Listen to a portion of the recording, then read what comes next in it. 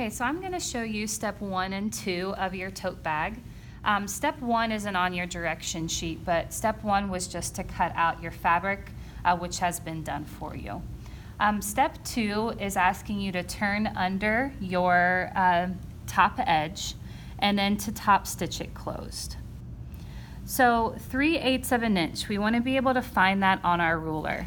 So the way that I do it is I just count the little tick marks. So 1, 2, 3. So that little one right there is 3/8 of an inch. So I'm going to bring this back to my fabric here.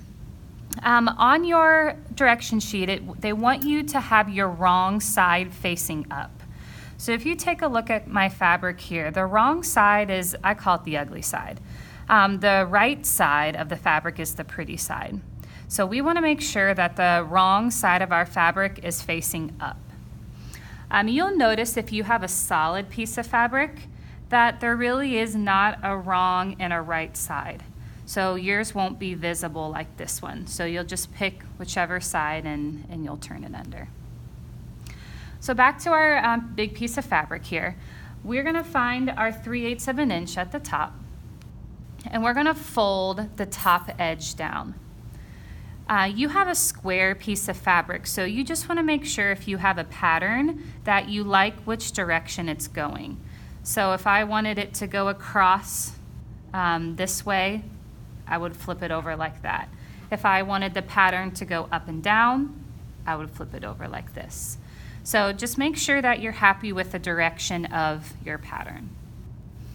So we're going to go to the top of our fabric here, and we're going to turn it down 3/8 of an inch.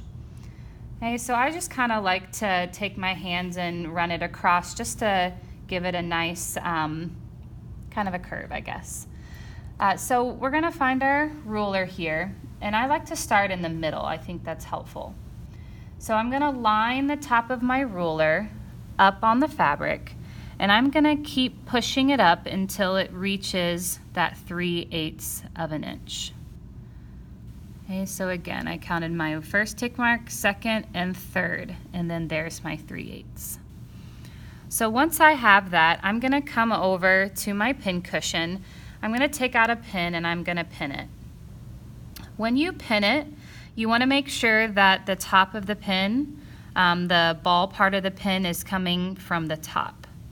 So I'm going to stick my pin in there, and then I'm going to lift up.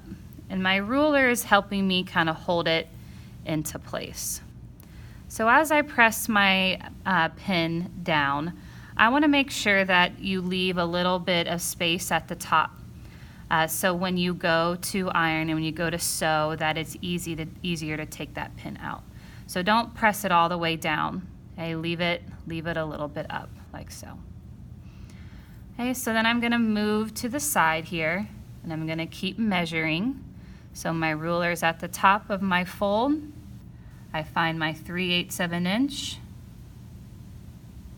Okay, there it is. I'm going to take a pin, and then I'm going to pin it. You might find more luck when you pin it being able to lift up your fabric, tucking it under and pressing it down. Whatever works for you.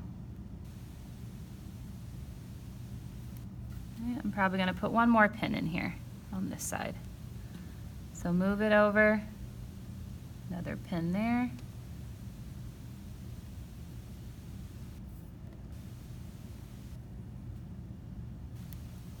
All right, and then now our other side.